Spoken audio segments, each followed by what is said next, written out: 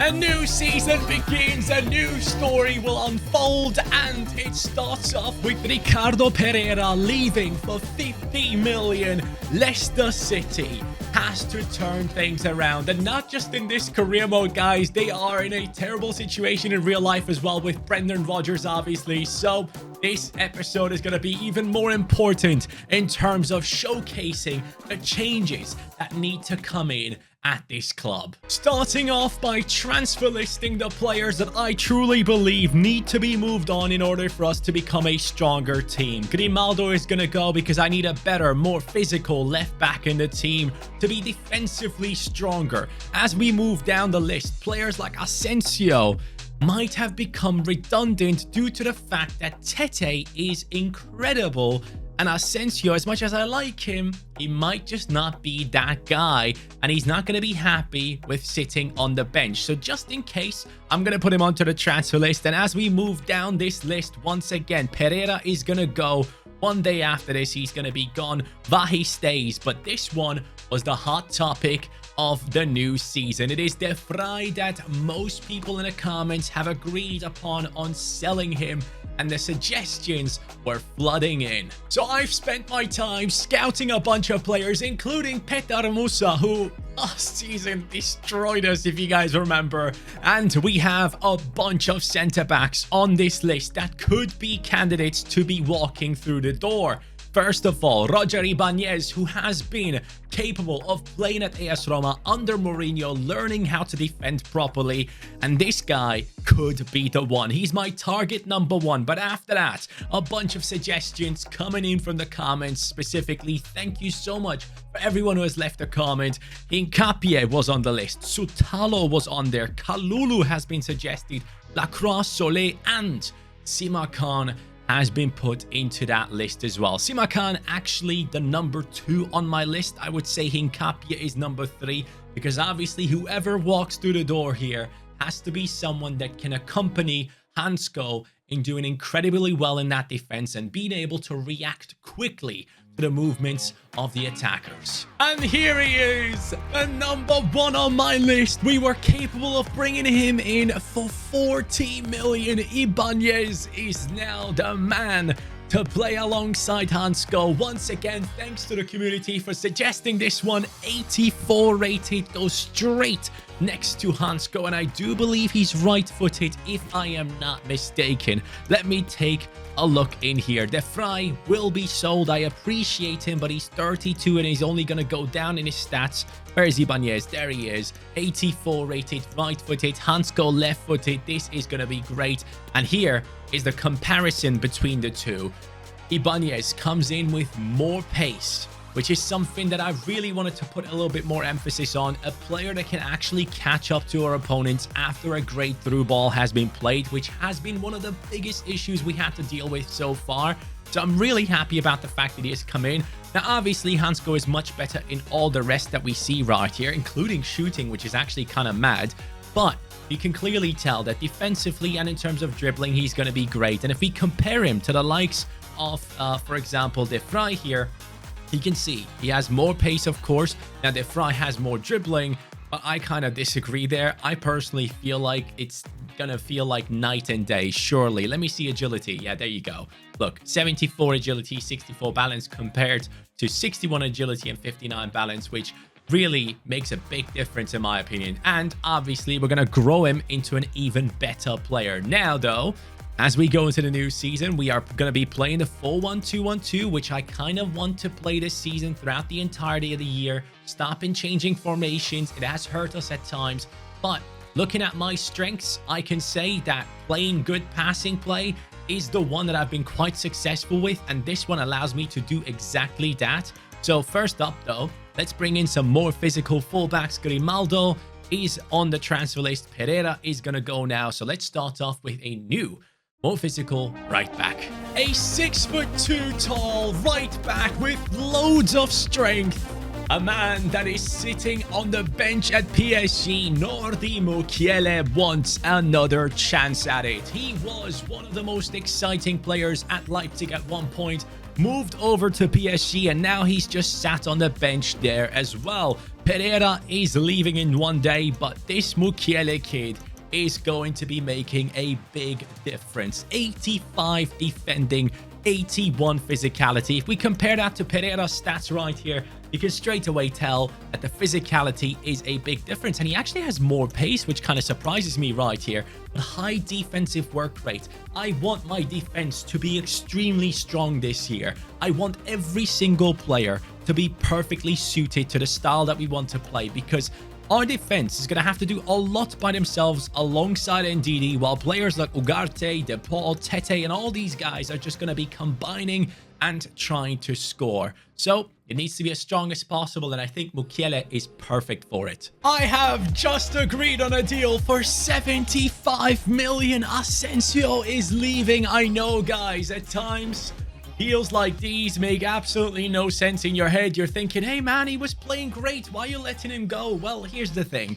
I don't want you to get bored. I don't want to get bored myself. I don't want to use the same team the entire time. I want every season to feel different. And Asensio is going to be sat on the bench. And that is the harsh reality. I'd much rather have a youngster behind Tete holding down that position. Also, I am letting go of Chowdhury. I'm still waiting on an offer for Grimaldo. 2 offers have come in for our players. De Vrij is going for 37.4 million to Marseille. The 32-year-old centre-back is not needed at the moment. Iheanacho coming back from his loan, only 78 rated after all this time.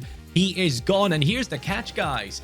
Iheanacho was obviously on loan alongside some other players, and if you remember, he did have Patson Daka, and he is now back at the club as an 80 rated player. I can genuinely see a space for Patson Daka to be playing in this team, because obviously we do have 2 strikers with Martial and Gonzalo Ramos, but with Vahi and Daka, we could actually have an insane backup lineup with those guys. I think they can do a lot of damage. Carranza, I'm going to still leave out on loan, but Iheanacho is going. Alongside with Iheanacho, Grimaldo has now left the club for 90 million. Guys, this is potentially going to be a transfer window in which we're going to be shifting across like over 500 million. Grimaldo is gone. Balik Visha and Nakamura, the project with the backup wingers, I am ending that right now. I'm going to stick to the formation this year. So Balik Visha and Nakamura are leaving. Marcus Edwards is now the only winger we have left that is still at the club, because I think he would be a perfect substitute for Tete. 390 million. That is what I have to spend. I mean, guys, this is getting ridiculous. Developing players is surely worth it, because we are making bank off of them. For the left back position, I've been thinking about 2 players, and those are 2 former Arsenal players, because Tomiyasu has moved to Lazio and Ben White has moved to Leverkusen. Now, there isn't much between these players, but the thing I like about Tomiyasu is the fact that he has a 5-star weak foot. He's 1 inch taller than Ben White as well. He is heavier, so he's going to have that heavy build and high defensive work rate on him, along with Ben White too, actually. Now, athletically, he is better. Technical ability, he is also better. Shooting, he's better. I mean, is there anything that Ben White beats him in? Passing? No. Oh, yeah, actually, Ben White beats him in passing. Defensively, Ben White beats him. Mentality, it's pretty much the same with Tomiyasu, with just a slight edge. Both on the same rating, but I think Tomiyasu makes the most sense because, realistically speaking, at Arsenal, he's only sat on the bench right now. And Tomiyasu, it is a player with a better weak foot, with great stats on him, given a second chance within the Premier League. At the time, when no one was fit for that right-back position at Arsenal, he was doing an incredible job. But now Ben White is doing a great job, and they're about to win the title with him. So, Tomiyasu, I need you here. He's going to take over from Luke Thomas. Obviously, he was going to be a great backup for the for the reserves team. But Tomiyasu comes in and takes over that spot straight away, which now puts our back line at 6'2", 6'2", 6'1", and 6'2". Exactly the change I wanted to achieve today. It's a sad day, but Enis Bardi is gone. I appreciate he's a legend, but the team has now moved past his abilities. And of course, guys, We now still have a ridiculous amount of money, which doesn't mean I'm going to change the entire team just because I have the money. I could buy Mbappe. Yes, I could. But do I want to? No. I really enjoy our personal journey here. The one position where I'm thinking maybe I'll actually go for like a really good upgrade is Ugarte's position. Now, don't get me wrong. I really like the kid. He plays amazing football, but I would love to have him as a backup too and a leader of that reserves lineup. I think we could spend a lot of money into that center midfield position and bring in someone absolutely class. Someone that has the capability of moving forward and also playing defense. While Ugarte has only 69 shooting, he's not necessarily ideal for it. He's more of a defensive player. Paul, as you guys can see, comes in with the 77 shooting and balanced stats as well, and has done so well moving forward in this formation. I think the center midfielders are going to score a lot of goals. But having said all that, you can give me a suggestion to that in the comments down below who that should be. But let's dive into our first game against Leeds United. The Premier League restarts, and I'm going for titles this season. This season's Leicester is going to be different. This season's Leicester is going to be better at the back line, defending extremely well and hopefully getting as many goals as possible while doing so. Hopefully Livakovic won't have too much to do this time around. I do think that the physicality upgrade is going to be great for our team as Martial tries to get past people straight away. I mean, I have seen people talk about Martial and me having to get rid of him, but man, I trust the boy. He has been here for quite a while now. And look at this, Mukiele. See that strength? That's exactly what I wanted. Okay. I don't like that. Livakovic first chance of Leeds, sorry. We're going. Lovely. Ramos starts off the season with a goal. That would have been too nice, huh? NDD with a nice little skill move. Look at this. This is going to be a freaking beauty. Nepal. Bang. Ooh! It lands in front of the feet of Tete. Sadly, he doesn't react quick enough. Come on, show me that this defense is stronger. There we go. A last man tackle from Hansko. Exactly what I wanted there. And now we're going to do the second man press. Okay, it's a back and forth between both teams. Defensively, decent. Offensively, we need to do more. I also would like to know in the comments down below, guys, what do you think should be our goal this season? Which goals, which targets should we set for ourselves? Let me know in the comments down below, as I obviously want to win the Premier League, but do you think something like the Champions League should be something that we aim for, considering that we have all this money now? Lovely movement here. Look at that.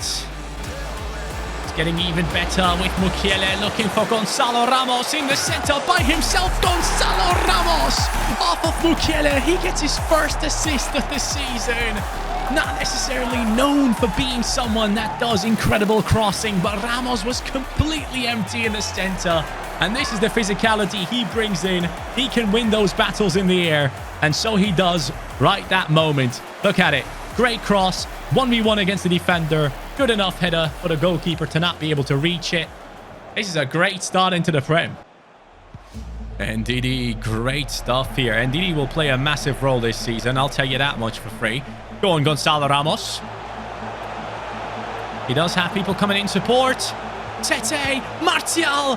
That should have gone in, but that exactly is the type of football I want to play this year. The passing play, so that your opponents just don't know what the hell is going on. You know what I really like about this team? We seem to be winning every single aerial duel. Martial. Golazo! Ramos with an assist and the goal as well. Martial steps up. Both strikers score. This is the new Leicester City. Can this be a team that can go for multiple titles? I really, really hope it is. This is it. Look at that. The diagonal run of Martial to stay onside. Just perfect. And now let's try this out. I want to see how these boys play. Vahi, Edwards, and Daka being subbed on. I mean, that is just incredible. To be able to have those guys as backups feels great. All right, let's close down the passing lanes. Let Kadolo get there. Sadly, he doesn't do it properly. And that is my defender reacting quick enough. Amazing stuff right here. And we do give them still chances to finish. but mostly it's from positions where it's unlikely they'll score. So I'm very happy to see that happen. And on corners, we should not be conceding a single goal this season. Okay. Yeah, it's just one of those odd moments, you know, where the ball just lands in front of your opponent somehow. Yeah. That's probably something I'll have to work on. Being able to clear the ball into the proper direction. That right there did not work. Clear the freaking ball. Thank you. All right, we're learning. Benonto should have no idea on how to get past us here. And he clearly doesn't. Look at that. They're scared of our big men. Please don't score on me last minute. Ivakovic, thank you. Lovely. Daka clears it and has Vahi. Or no, it's DePaul on a run. Let's finish this off with a 90th minute goal for our team. Let's do one more. Marcus Edwards off the bench. 3-1 Leicester. Great job from the substitutes. Whew. Starting off into the Premier... Why is everyone going absolutely mental? Starting off into the Premier League season with 3 points. Guys, yes, we have conceded, but we have scored 3 goals. At the end of the day, what matters is to win. And that is what we have been able to achieve right here. When it comes to attacking center midfielders, I think we have some incredible options right here on your screen. Oyhan Sunset scores goals and gets assists for fun at Bilbao. A player that can even play center attacking midfield or striker. High attacking work rate, low defensive work rate, 6'2" tall. He could be perfect to come into this new 4-1-2-1-2 formation to support DePaul in attack. Or we could be going with someone like Conor Gallagher, who at Crystal Palace was doing incredible things, especially getting involved in goal creation. And I think he would be a very solid option as well. Someone that can actually defend as well with a high defensive work rate. Or we can go for one of my all-time favorite FIFA talents when it comes to that center midfield position. Ezequiel Palacios lately at Bayer Leverkusen has been smashing it up, even starting to take penalties for the team. And I've seen him score 2 in one game, for example, or just being an absolute boss in midfield. And I think, once again, he would be a solid option. Now, he is even better defensively than players like Gallagher or Sunset, so he can do that side pretty well as well. So maybe in a 4-1-2-1-2, he makes a lot of sense. So here's the question. Who do we go for? Let me know in the comments down below which one you think makes the most sense. I think one of these 3 is going to be that guy that comes in, at least competes with Ugarte for that position. Now, having said that, I think the reserves team, I want to set it up in a 4-1-2-1-2 as well. So ideally, I would actually turn Ugarte back to a CDM. And then, you know, make sure that we don't have any clashes for that center midfield position and use him there as the NDD of the squad. So that would make a lot of sense. And this is how the team would be lining up whenever we play games with them, which is a very, very solid team. But that main squad, in my opinion, needs someone in that position that is better offensively than Ugarte, as much as I like him. So yeah, that's going to be the situation. Let me know in the comments down below what you think we should be doing. Thank you guys so much for watching today's episode. Heavily transfer based, but seems like we have made some great transfers right here, and I hope you guys like them all. Hey, as I said before, we're going to keep switching things up at all times. In January, someone that you see right here might be gone. So yeah, thank you for watching. I'll catch you in the next one. Take care and peace.